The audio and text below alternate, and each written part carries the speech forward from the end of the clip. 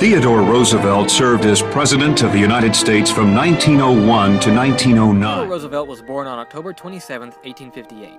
He was a sickly child, and his asthmatic condition left him in bed during his early years. This made him unable to attend the local school, and as a result, he was homeschooled. As a youth, Teddy was small and frequently ill, suffering from asthma and other ailments.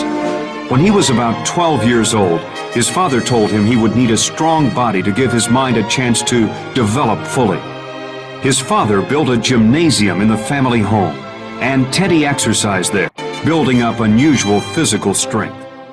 Lee in his junior year at Harvard, and in October of 1880 they were married. The same year he joined the Republican Party, and on November 8th of the next year was elected to the New York State Assembly. His daughter was born, but tragically his wife Alice died soon after from Bright's disease, along with his mother on the same day. This devastated Theodore. He postponed further political involvement and withdrew to his ranch in the Badlands of Dakota.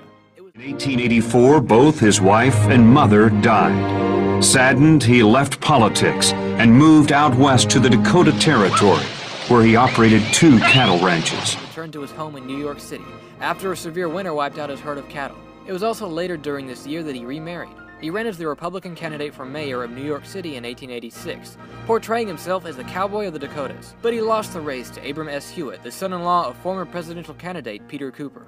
On May 5, 1895, he became the police commissioner of New York City and earned acclaim by fighting police corruption. He was appointed to the post of Assistant Secretary of the Navy by President William McKinley 2 years later in 1897. The Spanish-American War broke out during this time, and Teddy Roosevelt volunteered to organize a cavalry regiment. The regiment, known as the Rough Riders, consisted primarily of former college athletes and Western cowboys.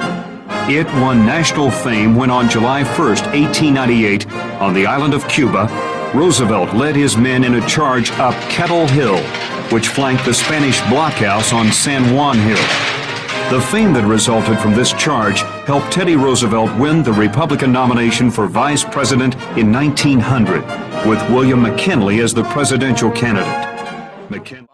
After the war, he returned to New York and was elected governor in a closely fought election.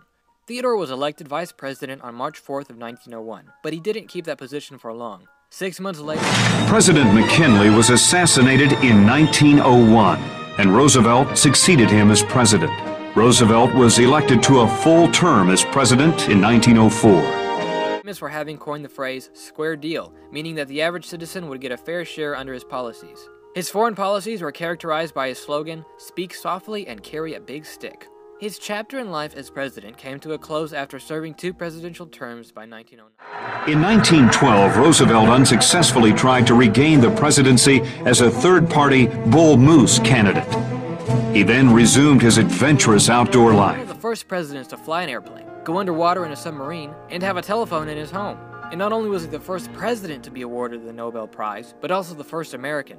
He authored 26 books and contributed over 1,000 articles for magazines. February 6, 1919, Theodore Roosevelt passed away in his sleep at the age of 60. It was said that death had to take Roosevelt sleeping, for if he had been awake, there would have been a fight. Although some of